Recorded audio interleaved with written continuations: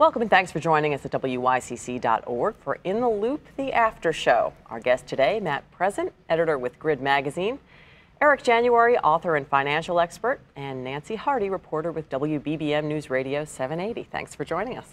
Thanks. The Chicago Tribune revealed kind of a double standard when it comes to privacy and the courts this week.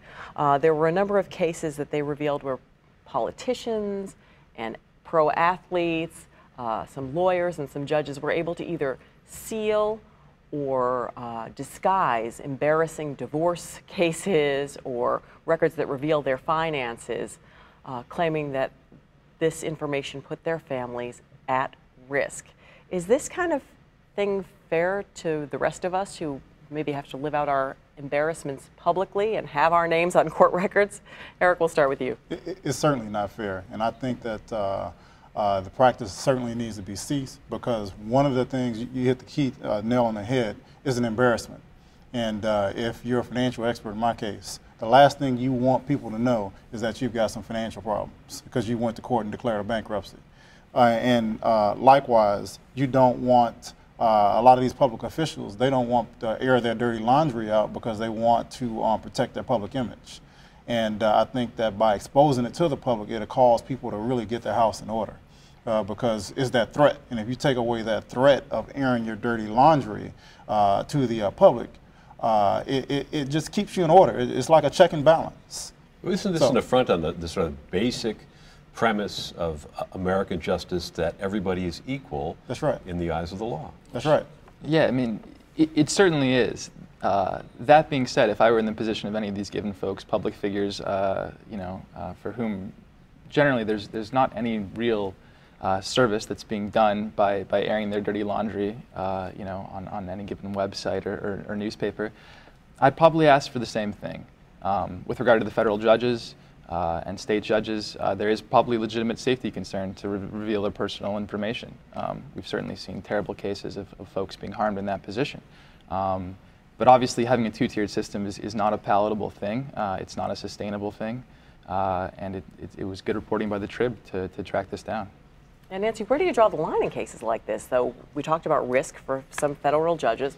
What should be the bright line here? Who should get to have privacy when it comes to these matters, and who may not be so lucky? Right. Well, and a lot of it is framed in the, it's protecting the children or the combatants in this case. I was just reminded of another story of someone who didn't keep their divorce records sealed, and that was Jack Ryan when he was running for Senate in 2004, and we had heard rumors of something going on with him, and then lo and behold, a judge in LA unseals the divorce records, and we find out that he takes Jerry Ryan to swingers clubs, and there goes the end of his career, making it easier for Barack Obama to win the Senate race. So the consequences can be huge for these things. That's right. Mm-hmm. Right. But as one lawyer in that Tribune series pointed out, I mean, isn't public naming the price one pays for involving the court system? And a lot of these are disputes that are initiated by one party or another. And if you're going to use the court system, a publicly financed legal system, isn't that the price you pay of getting your name out Well, there? and I think a lot of people maybe didn't realize that once you do file a lawsuit and those things are made public, so maybe it would change a lot of the feelings as people head into divorce court. Although they probably need a new lawyer if they don't realize that this is going to be, the dirty laundry will be aired here. Mm-hmm. Right. I mean, it is a public record.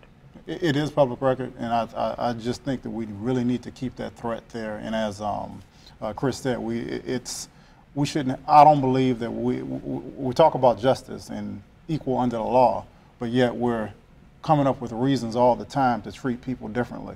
And I think that's just a slippery slope that we can't afford to go down. It just sets a bad precedent. Which raises the question, how does this get fixed? I think, this is probably exactly how it gets fixed. An enterprising journalist tracks this down, and now judges are a little bit more reluctant to use their discretion in allowing these records to be sealed. There's still plenty of good reasons to seal divorce court records, as I mentioned, for the safety of a given judge's family. But hopefully, by having the practice exposed, a judge thinks twice about whether or not this is in fact a good reason. All right, on that note, Matt, we have to wrap it up. Matt Present, Eric January, and Nancy Hardy, thank you so much. Until next week, good night.